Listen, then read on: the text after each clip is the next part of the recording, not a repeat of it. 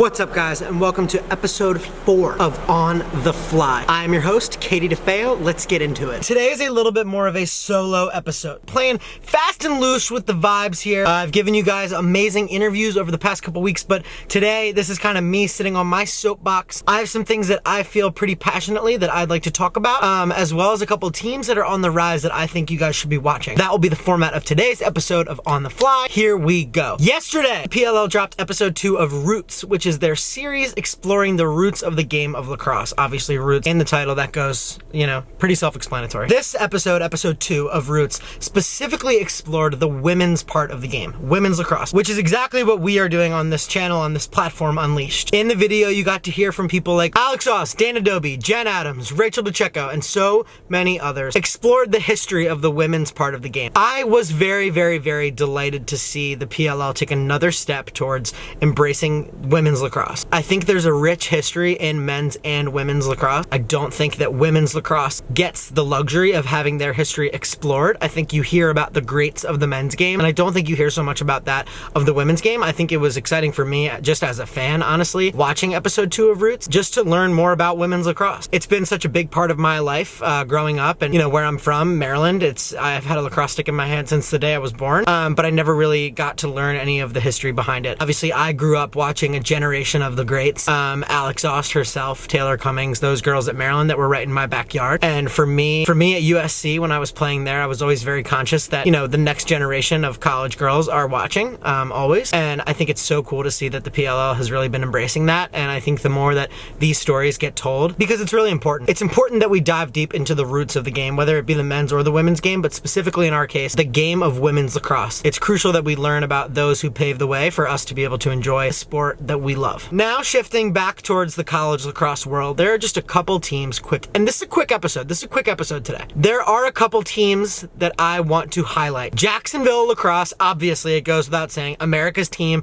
my favorite team, and well, I can't say that. Here's how I would explain my fandoms, right? So I played at USC. The USC girls on the team right now are my best friends, my old teammates. I only quit like a year ago, fresh wounds. Those girls are my sisters. So the way my fandom works is that there's tiers. So it's tier 1 is USC. That's the one team that I will root for above all other teams, is the USC Women of Troy. Then we have tier 2. Tier 2 is a team that either has a coach or player that I have a close relationship with. So for example, tier 2 is Jacksonville, America's team, the dynasty, the best team there ever was. Jacksonville is that. Sarah Elms, one of my best friends from my hometown who was on the show a couple weeks ago. She is what brought Jacksonville into tier 2 because she is a friend of mine. Another example would be Stony Brook. Kaylee Huff, who was a teammate of mine at USC, who decided to take her Rona year transfer out to Stony Brook. I really also just enjoy Joe Spallina. He's somebody that I want to have on this show very badly. I like his energy, I like his vibes, so Stony Brook made that tier 2. Tier 2 would be a Maryland. Tier 2 would be a UNC. Tier 2 is now a BC because Charlotte North and Rachel Hall.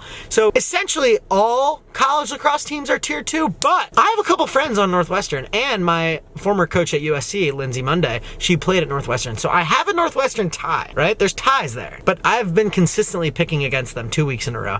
I picked Rutgers to beat them. That just did not go at all as planned. That was one of my worst picks I've ever made in my entire life. I thought I was riding the red hot wave of picking an upset after my Jacksonville Dolphins beat Florida. I figured I'd pick another upset. Not the case at all. Rutgers just could not handle Northwestern. Then I picked against Northwestern again. I saw Northwestern was ranked very high this year, and I didn't know if they were actually deserving of it or if they were frauds. After picking against them twice, I, Katie DeFeo, am here today to publicly apologize to the Northwestern women's lacrosse team. I picked against you guys twice, 2 of the worst decisions I've made in the year 2021. You guys beat Maryland by 13 after I gave a speech last week in this very show explaining why Maryland was going to win. That's embarrassing for me. That's embarrassing for the state of Maryland, and I'm honestly very, very sorry. Lindsay Monday, if you're watching, I'm very sorry. Hunter Chadwick, if you're watching, I'm very sorry. Alyssa Leonard, if you're watching, I'm very sorry. All of my friends that are affiliated with Northwestern University, I am very sorry. Therefore, I am picking Northwestern in any game that they have coming up, unless it's against USC, which it's not on their schedule, so I don't think I'll ever have to have that conflict of interest.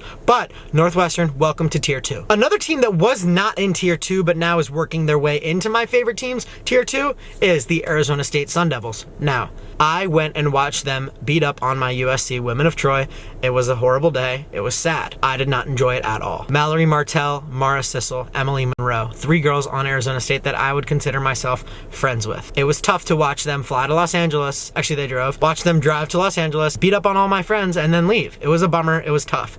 I consider them friends, but in the heat of Pac-12 competition, I was obviously not rooting for them against my team. Arizona State's the real deal. They're here to stay, giving me very much Katrina Dowd, Michelle Tumalo, Oregon vibes. Arizona State, a team out west. They've got some great players right now. They've got a promising coaching staff, and they've got a future in front of them. It's theirs to mess up. It's quite literally Arizona State administration. It's theirs to mess up. They have it all right now. They are trending in the positive direction. Look for Arizona State to keep winning big games this year. Look for them to push the envelope. Look for them to become ranked higher and higher and higher every week. They deserve it. To keep it a buck, when I got to USC, Arizona State was bad. They were bad at lacrosse. That was not a secret. They've put 4 years into that body of work. They look good. They deserve it. Shout out to everybody at Arizona State. You guys are dope. With that being said, thank you guys for watching this episode of On the Fly. Make sure you get all of your Unleashed merch down below. Follow us on Instagram, and we will see you guys next week.